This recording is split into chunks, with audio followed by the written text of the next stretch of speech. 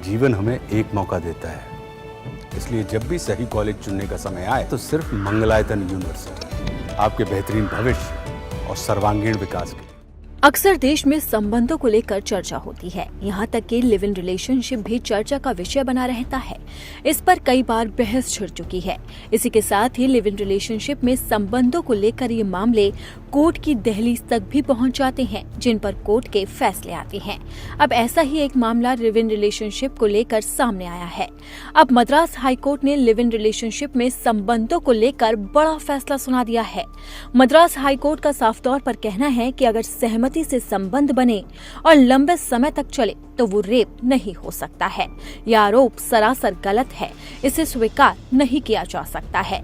दरअसल न्यायमूर्ति सुंदर मोहन ने साल 2022 में विलुपुरम की महिला अदालत द्वारा दोषी ठहराए गए 26 वर्षीय व्यक्ति की सजा को रद्द करते हुए ये बात कही है और ये मद्रास हाईकोर्ट का बड़ा फैसला है।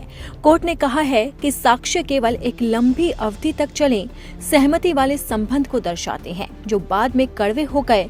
इस कारण आईपीसी की धारा 376 और 417 के तहत अपराध सिद्ध नहीं होते हैं और युवक को हम दोषी नहीं बता सकते हैं। और इसी के साथ ही मद्रास हाईकोर्ट ने बड़ा फैसला सुनाते हुए युवक को दोषी होने से इनकार कर दिया है। मद्रास हाईकोर्ट का साफ तौर पर कहना है कि अगर सहमति से संबंध बने और लंबे समय तक चलते हैं तो ये किसी तरह से रेप की कैटेगरी में नहीं आता है।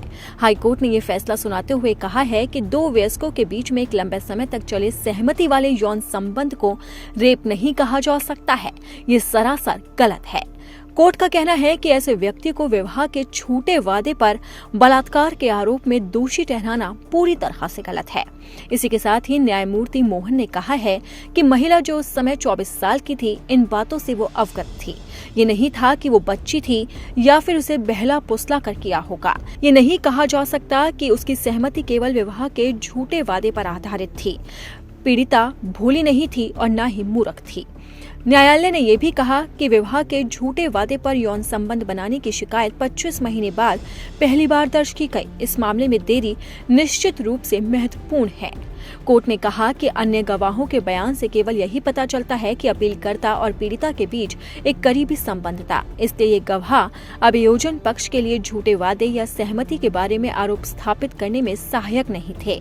उच्च न्यायालय ने फिर विलुपुरम महिला द्वारा अदालत द्वारा 9 दिसंबर 2022 को दी गई सजा को रद्द कर दिया है।